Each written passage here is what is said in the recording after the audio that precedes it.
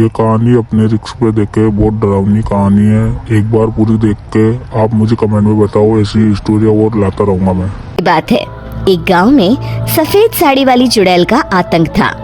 चुड़ैल रात भर गांव में घूमती और गांव का जो भी आदमी उसे दिखाई देता उसे वो घायल कर देती। अरे कोई तो बचाओ, मर गया रे।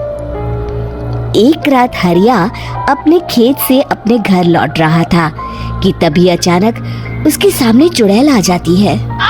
अरे बाप रे, ये चुड़ैल कहाँ से आ गई? आज तो मैं गया काम से।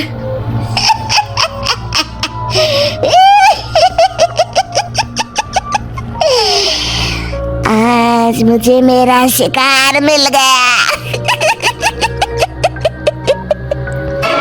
अरे चुड़ैल दीदी, मुझे छोड़ दो। जैसे ही चुड़ैल हरिया की तरफ बढ़ती है, हरिया वहाँ से भाग जाता है और अपने घर के दरवाजे पे पहुँचता है। अरे भगवान, जल्दी से दरवाजा खोलो, मेरे पीछे चुड़ैल पड़ी है। हरिया की पत्नी जल्दी से दरवाजा खोल देती है। अरे आप इतना हाफ क्यों रहे हैं? अरे मेरे पीछे चुड़ैल पड़ी है, आज तो मैं बाल बच गया। जल्दी से सभी दरवाजे और सभी खिड़कियों को बंद करके बत्ती बुझा दो। तभी चुड़ैल हरिया के घर के पास पहुंच जाती है। अरे वो आदमी कहाँ गायब हो गया? मैं भी देखती हूँ आखिर कब तक बचेगा। मैं अपने शिकार को इतनी आसानी से नहीं छोड़ती। इतना कहकर चुड़ैल वहां से चली जाती है। वहीं दूसरी तरफ हरिया और उसकी पत्नी दोनों अपने घर की खिड़की से ये सब देख रहे होते हैं। अरे बाप रे, ये तो बड़ी डरावनी चुड़ैल थी। अगले दिन ये बात आग की तरह पूरे गांव में फैल जाती है और धीरे धीरे लोग चुड़ैल के डर के मारे शाम होते ही अपने घरों से बाहर निकलना बंद कर देते हैं। कुछ दिनों के बाद भाई, मैंने तो इस चुड़ैल के डर के मारे रात को अपने खेतों को पानी देना बंद कर दिया है। कहीं मेरी फसल सूख गई तो मैं तो कहीं का नहीं रहूंगा। साहूकार का कर्जा कैसे चुकाऊंगा? अरे भाई, पूरे गांव वालों का यही हाल है। पता नहीं ये चुड़ैल हमारे गांव में कहां से आ गई। फिर एक दिन गांव के पास वाली नदी के किनारे एक बहुत बड़े तांत्रिक के आने की बात कुछ गांव वालों को पता चलती है। वो लोग जाके ये बात गांव के मुखिया को बताते हैं। मुखिया जी, नदी के किनारे एक बहुत ही पहुंचे हुए तांत्रिक बाबा आए हैं। हमें उनसे मदद मांगनी चाहिए। मैंने सुना है वो बड़े बड़े भूतों और चुड़ैलों को अपने वश में कर लेते हैं। मुखिया जी सभी गांव वालों को लेकर उस तांत्रिक के पास पहुंच जाते हैं।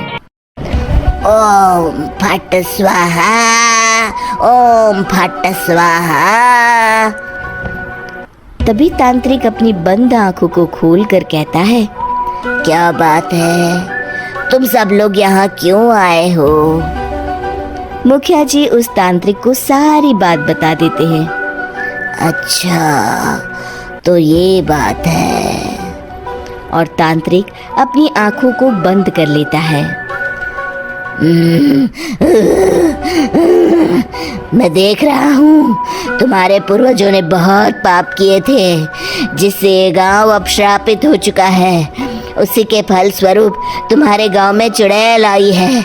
ये चुड़ैल बहुत खतरनाक है, ये किसी को नहीं छोड़ेगी। हे भगवान, मर गए रे, अब क्या होगा? तभी गांव के मुखिया जी कहते हैं, बाबा, इस चुड़ैल से हम सबको बचा लीजिए। कोई तो उपाय होगा।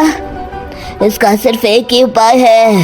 सभी गांव वालों को बारी बारी हर दिन अपनी आधी फसल उस पहाड़ी के ऊपर बनी काली गुफा में छोड़ के आनी होगी। तभी उस चुड़ैल की भूख मिटेगी और श्राप का प्रभाव खत्म हो जाएगा और तुम सब जिंदा बच जाओगे। सभी गांव वाले उस तांत्रिक की बात को मान लेते हैं और वहां से चले जाते हैं।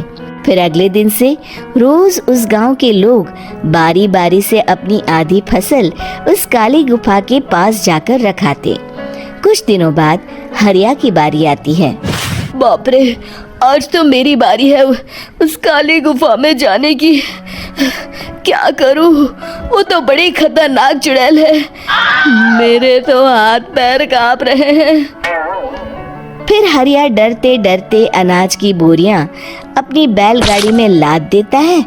तभी हरिया की पत्नी उससे कहती है, देखो जी, संभल के जाना और किसी भी हालत में शाम होने से पहले वापस आ जाना।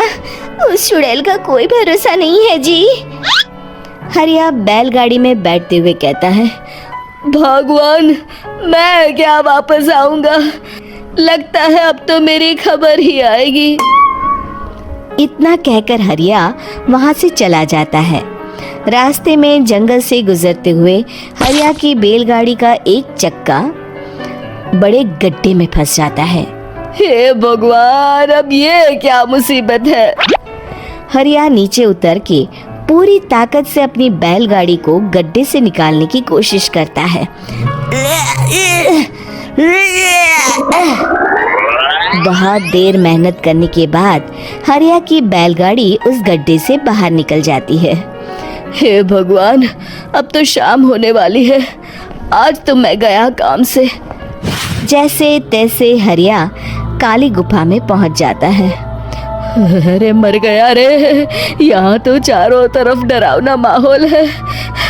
मैंने यहाँ आने में बहुत देर कर दी, कहीं चुड़ैल नाराज ना हो जाए। हरिया अनाज की बोरियां वहां रख के जैसे ही जाने लगता है, तभी उसे किसी के आने की आवाज सुनाई देती है। हरिया एक कोने में छुपकर अंदर देखने लगता है। चुड़ैल वहां आती है और फिर अपने चेहरे से नकली चुड़ैल का मुखौटा निकाल देती है। हरिया ये देख के हक्का बक्का रह जाता है। तभी चुड़ैल कहती है, भैया यहाँ आना, आज तो बहुत अनाज आया है। इसे मिलाकर अब हमारे पास ढेर सारा अनाज जमा हो गया है। कल ही हम इसे शहर में बेच आएंगे और माला माल हो जाएंगे। तभी अंदर से नदी के किनारे वाला तांत्रिक बाहर आता है। अरे, ये तो तांत्रिक बाबा है। हाँ, अब तो हम दोनों की जिंदगी मजे में कटेगी। गांव वालों को बेवकूफ बनाना इतना भी मुश्किल नहीं था। लोग तो तुम्हें सच में असली चुड़ैल समझते हैं। हाँ, तुमने सही कहा। अब ये गांव वाले चुड़ैल के डर से जिंदगी भर इस काली गुफा में अनाज पहुंचाते रहेंगे। अच्छा, तो ये बात है। ये दोनों पूरे गांव वालों को बेवकूफ बना रहे हैं। अभी जाकर सबको बताता हूँ। हरिया उन दोनों की पूरी बातें सुन लेता है और जल्दी से वापस गांव में आता है। गांव वालों को पूरी बात बता देता है। इससे पहले वो दोनों हमारा अनाज लेकर शहर जाए, हमें उन दोनों को पकड़ना होगा। उधर दूसरी तरफ नकली तांत्रिक और नकली चुड़ैल बनी औरत एक बड़ी गाड़ी में सारा अनाज लाद के वहां से निकलने की तैयारी कर रहे होते हैं। जल्दी करो, इससे पहले हमें कोई देख ले। हमें यहाँ से निकलना होगा। और तभी वो दोनों देखते हैं कि सामने से सभी गांव वाले अपने अपने हाथों में मशाल लेके आ रहे हैं। दोनों बुरी तरह डर जाते हैं। रुक जाओ, तुम दोनों का भांडा फूट चुका है। अरे मर गए रे, ये गांव वाले कहाँ से आ गए? तुमने क्या सोचा इतनी आसानी से यहाँ से निकल जाओगे? ये अनाज हमने अपने खून पसीने से दिन रात खेतों में मेहनत करके उगाया है। दोनों मुखिया जी के पैरों में गिर जाते हैं। हमें माफ कर दीजिए, हम दोनों एक नंबर के कामचोर हैं। बिना मेहनत किए पैसे कमाना चाहते थे। हाँ, अब हम आगे से मेहनत मजदूरी करके पैसे कमाएंगे। हमें कुछ मत करना, हमें छोड़ दीजिए। इतना कह के दोनों गांव छोड़ के भाग जाते हैं और सभी गांव वाले फिर से खुशी खुशी रहने लगते हैं। शिक्षा, तभी तो कहते हैं कि किसी भी समस्या का समाधान केवल सूझबूझ से ही करना चाहिए और कभी हिम्मत नहीं हारनी चाहिए। दोस्तों, हमें उम्मीद है कि आपको हमारी ये कहानी पसंद आई होगी। कृपया हमारे चैनल को सब्सक्राइब करें और सभी अपडेट्स के लिए बेल आइकन जरूर दबाएं। और हाँ, वीडियो लाइक और शेयर करना मत भूलिएगा। Bye bye.